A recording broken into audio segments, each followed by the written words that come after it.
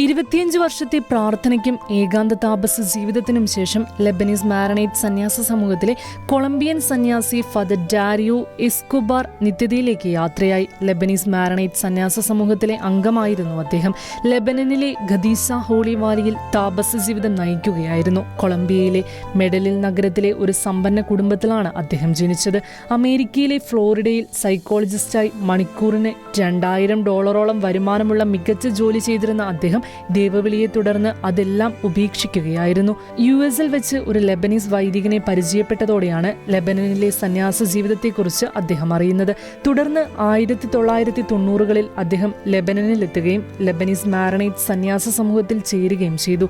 വർഷങ്ങൾക്ക് ശേഷമാണ് അദ്ദേഹം പൂർണ്ണ ഏകാന്ത സന്യാസ ജീവിതത്തിലേക്ക് തിരിഞ്ഞത്. ഒരു സാധാരണ കട്ടിലിനു മുകളിൽ കട്ടിയുള്ള മരപ്പലക വിരിച്ചായിരുന്നു ഉറക്കം. തലയിണയ്ക്ക് പകരം ഒരു വലിയ കല്ലാണ് അദ്ദേഹം ഉപയോഗിച്ചിരുന്നത്. സ്വന്തം തോട്ടത്തിൽ കൃഷി ചെയ്തിരുന്ന ഉരുളക്കിഴങ്ങ്, ഉള്ളി, പയർവർഗ്ഗങ്ങൾ എന്നിവ മാത്രമാണ് ആഹാരമാക്കിയിരുന്നത്. പത്രം, ഫോൺ, ടെലിവിഷൻ, റേഡിയോ, ഇന്റർനെറ്റ് എന്നിവയൊന്നും അദ്ദേഹം ഉപയോഗിച്ചിരുന്നില്ല. ഒരു ദിവസം പോലും തെറ്റിക്കാതെ വളരെ കർശനമായ സമയക്രമമാണ് അദ്ദേഹം പിന്തുടർന്നിരുന്നത്. 14 മണിക്കൂർ പ്രാർത്ഥനയും ധ്യാനവും, 3 മണിക്കൂർ സ്വന്തം കൃഷിത്തോട്ടത്തിലെ ജോലിയും, 2 മണിക്കൂർ ആത്മീയ പുസ്തകങ്ങളുടെ വായനയും പഠനവും, 5 മണിക്കൂർ ഉറക്കവും അദ്ദേഹത്തിന്റെ ജീവിതചര്യയായിരുന്നു.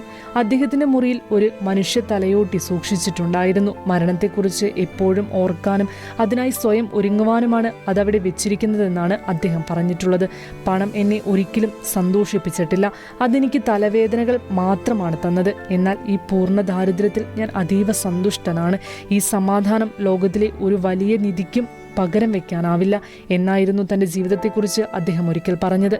ഇന്റർനാഷണൽ ഡെസ്ക്, ഷിക്കേന ന്യൂസ്.